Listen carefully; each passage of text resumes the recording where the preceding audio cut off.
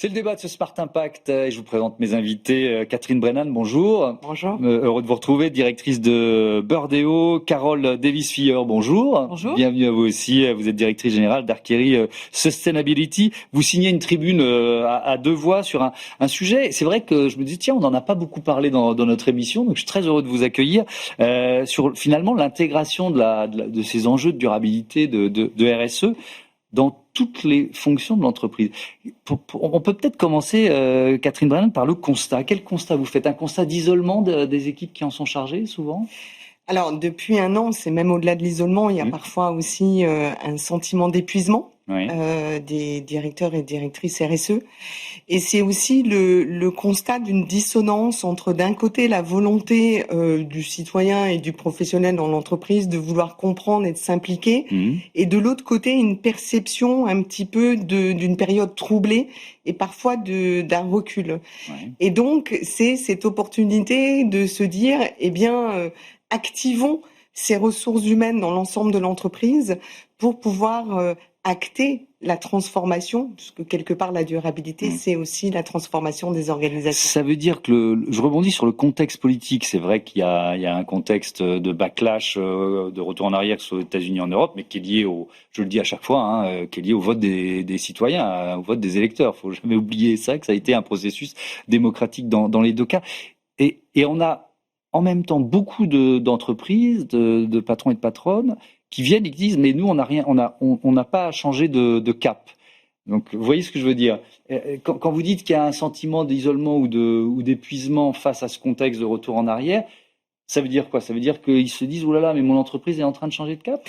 Alors l'épuisement, il vient aussi d'avant et de devoir absorber ce tsunami réglementaire auquel ils ont fait face au cours de ces 3-4 dernières années, et toujours cette obligation d'aller convaincre en interne auprès des différentes directions. Pas toujours facile de trouver des alliés dans l'entreprise. Non. Et c'est un peu aussi notre angle de parler d'alliés auprès des métiers. Pourquoi le fait de parler de RSE comme objectif en soi, isolé du business, pourquoi ça suffit pas d'après vous? C'est peut-être Carole qui peut répondre. Oui, en fait, je pense qu'il y a un sujet, il y a effectivement des patrons qui sont très convaincus pour plein de raisons, et puis il y en a d'autres qui sont un peu très sensibles à l'air du temps. Et je pense que là, on est dans un moment où il faut faire rimer durabilité et désirabilité. Je parlais à un patron de TI de l'électronique. Si je lui parle d'entrée de jeu, décarbonation, économie circulaire, je sais que je vais le perdre. Mais si je lui parle réduction de coûts avec la sobriété énergétique, si je lui parle nouveau marché avec du reconditionné, du réemploi, etc. Si je lui parle dérisquer sa chaîne d'approvisionnement, dérisquer ses sites en lien avec l'adaptation au changement climatique, là pour le coup, j'ai son attention. Donc c'est ça l'enjeu, c'est de montrer tous les co-bénéfices de la RSE très business.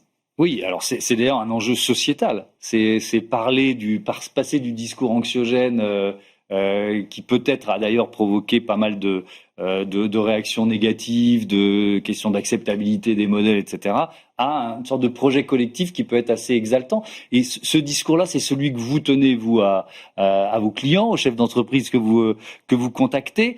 Et alors ensuite, moi, ce qui m'intéresse, c'est comment ça infuse. Pourquoi ça suffit pas que un chef d'entreprise dise allez, j'ai créé une direction RSE, c'est bon maintenant.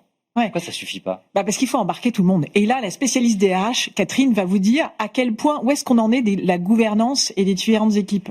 Oui, parce qu'en fait, c'est un triptyque entre une gouvernance qui doit être une gouvernance engagée, autant au niveau du conseil d'administration et du COMEX. Ensuite, une équipe RSE qui va être plutôt une équipe RSE peut-être resserrée mais très experte, et qui va pouvoir s'appuyer sur des alliés dans les métiers parce que c'est eux qui vont de facto mettre en musique et mettre en œuvre cette stratégie RSE. C'est eux qui, dans leur périmètre, vont pouvoir repenser la conception d'un produit pour qu'il soit plus durable et mieux recyclable. D'un point de vue de la distribution, de la logistique, comment on repense la logistique et le transport de ces produits, comment on les vend, quel est le message aussi qu'on peut donner. Et c'est là où c'est du coup très important d'avoir l'ensemble de ces équipes qui sont informées, formées et qui comprennent dans leur périmètre comment elles peuvent activer cette stratégie. Mais est-ce que ça veut dire qu'il faut entre guillemets un délégué RSE direction business unit par business unit? Alors, non seulement business unit par business unit, mais métier par métier. Oui. Et ça, c'est quelque chose qu'on a commencé à voir aujourd'hui. Alors, très souvent, de ceux que moi j'ai pu rencontrer ces dernières années, c'est une appétence personnelle qui les a amenés à ajouter à leurs compétences de logisticiens, de marketeurs, de financiers, le prisme de la durabilité. Mais oui, on voit aujourd'hui des directeurs logistiques durables, des directeurs financiers durables, et parce que ils font leur métier, mais par ce prisme de la durabilité. Oui. Vous avez des exemples d'entreprises, Carole Davis-Filler, qui diffusent justement la RSE dans tous leurs métiers? Alors j'étais chez Daher. Daher, c'est un groupe dans l'aéronautique. Oui. Judith Sevin, la Chief Sustainability Officer, elle a dit moi je veux embarquer le top 200. Et donc en fait la directrice des achats, elle m'a dit moi j'ai bien compris les enjeux.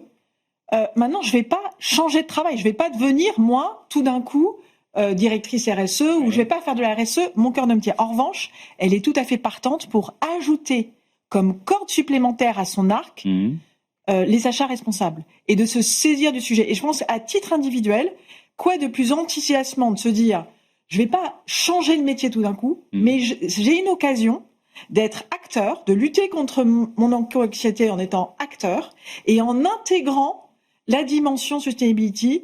Donc chez L'Oréal, on a des sustainability finance directors. Chez Thales, on a des sustainability ou Danone ou Decathlon, des sustainability product managers à la R&D qui font de la R&D, qui font du produit, toujours le même métier, mais différemment en ayant intégré ces enjeux de transformation durable. Est-ce que ça suppose aussi des plans de formation dans les entreprises pour justement créer, je sais pas si ce sont des nouveaux métiers, mais en tout cas pour faire évoluer ces métiers? Absolument. Et là, on n'en est plus au niveau de la sensibilisation. Oui. C'est-à-dire qu'il y a beaucoup d'entreprises qui ont mené des espaces de sensibilisation avec plein de fresques du climat, des fresques diverses et variées. Maintenant, en fait, je reprends mon exemple de la directrice achat. Il faut qu'elle soit très au fait non seulement de la politique achat, qu'elle contribue à l'inventer, mais comment engager mes fournisseurs? Comment bien comprendre qu'est-ce qui est juste de demander à une ETI versus un grand groupe en termes de décarbonation, en termes de partage de données, en termes de réinvention sur l'éco-conception de produits et services. C'est facile de refiler entre guillemets la patate chaude à son fournisseur. Voilà. Et donc du coup, Et donc il faut que la directrice achat, elle ait intégrée et elle se soit formée sur bien comprendre qu'est-ce que ça veut dire quand je demande le bilan carbone à mes fournisseurs, à quel point c'est compliqué ou pas. Oui, quand c'est une toute petite entreprise, elle va avoir beaucoup de difficultés à le fournir, par exemple. Voilà. Donc du coup, on n'est plus du tout dans la sensibilisation, on est dans la formation. Si je suis product manager chez Thales, j'ai besoin d'être formé à ce que c'est que l'analyse de cycle de vie, pour bien comprendre comment je vais pouvoir passer de la conception à l'éco-conception en intégrant les problématiques ressources, les problématiques fin de vie, les problématiques polluants et diverses et variées. Et Catherine Brennan, est-ce que ça rejoint l'envie ou la volonté de certains professionnels de se réorienter, de donner un nouveau sens à leur métier, de se réorienter vers ces métiers à impact? Oui, et ça c'est une tendance qu'on a vue surtout à la sortie de la crise sanitaire. Oui. Donc oui, il y a eu et il y en a encore aujourd'hui qui veulent carrément switcher pour faire de la RSE, j'allais dire à temps plein. Par contre, nous, ce qu'on trouve enthousiasmant, c'est l'idée de se dire que on peut garder son métier, un métier. Oui, quoi. On change pas radicalement de métier, quoi. Et qu'en fait, le sens de l'histoire nous amène à penser, Carole et moi, qu'une RSE réussie sera celle qui sera dans les métiers. Donc, gardez votre métier, surtout si vous l'aimez, et venez vous former et venez prendre une vision un petit peu différente de votre métier en intégrant la durabilité. C'est des certifications supplémentaires qui existent ou qui sont à créer? Alors, il existe déjà beaucoup de choses en termes de formation. Chez Burdeo, on a fait le recensement une fois de toutes les formations. On est arrivé à plus de 500. D'accord. Donc, il y a beaucoup de choses qui existent, mais c'est aussi surtout au sein des entreprises. Moi, j'ai pu constater par des conversations que j'ai eues avec des directeurs RSE que il y a des plans de formation de plus en plus. Alors, dans les grandes entreprises aujourd'hui, et on peut imaginer que ça se déclinera vers les plus petites après, mais dans les grandes entreprises, il y a vraiment des plans de formation qui sont non seulement je comprends la thématique du changement climatique, mais ensuite je passe au niveau de qu'est-ce que ça veut dire pour mon métier. Donc les entreprises ont aussi apporté leur pierre à l'édifice en formant en interne leurs collaborateurs, et ça va bien au-delà de l'acculturation. Oui, alors ça veut dire que je vais vous poser un peu la même question après, mais elles sont prêtes, ces entreprises, à changer de lunettes ou de grille de lecture en quelque sorte, ou alors il y a encore des réfractaires, qui se disent mais attendez, ça va plus me coûter que me rapporter, etc. Il est où le ROI? Il y a toujours encore des réfractaires, mais je pense que les collaborateurs sont ceux aussi qui vont permettre de changer ces lunettes. Et c'est quand même un moyen efficace de passer à l'action pour combattre l'éco-anxiété dont on sait qu'elle peut monter parfois. Et c'est aussi un moyen d'amener le citoyen que nous sommes dans l'entreprise. Parce qu'on se rend compte quand même que les citoyens sont de plus en plus informés et s'intéressent au sujet, et qu'il doit y avoir une forme de continuité. Ils perdent pas leurs engagements quand ils poussent la porte du bureau en arrivant le matin. Cette idée de collectif, votre avis là-dessus, Carole de Visselière? En fait, l'entreprise, c'est un collectif d'individus. Oui. Donc, en fait, voilà, si à titre individuel, j'ai compris les enjeux, il s'agit d'attendre la permission de personne pour commencer à agir. Et je peux l'intégrer dans mon métier. Et ce qui est réjouissant, c'est que il y a de plus en plus d'exemples, de témoignages de gens qui ont réussi à faire ça. Les collectifs, le mouvement Impact France, GenAct, Alumni for the Planet, même des étudiants qui s'appellent le Réveil écologique, des associations sont montées pour justement mettre en lumière ces exemples. Donc voilà, le collectif, qui est l'entreprise, c'est une somme d'individus. Et chaque individu, bien conscient des enjeux, a maintenant l'exemple, la marche à suivre. Mais là, vous citez des collectifs, et alors on peut imaginer qu'il y ait une vigie entreprise par entreprise. Mais est-ce que, alors ça dépend de la taille de l'entreprise, il faut aussi un collectif interne à l'entreprise, vous voyez, qui soit porté vers ces enjeux-là? Voilà. Et là, le rôle à la fois des dirigeants du COMEX et à la fois de la direction RSE sont clés.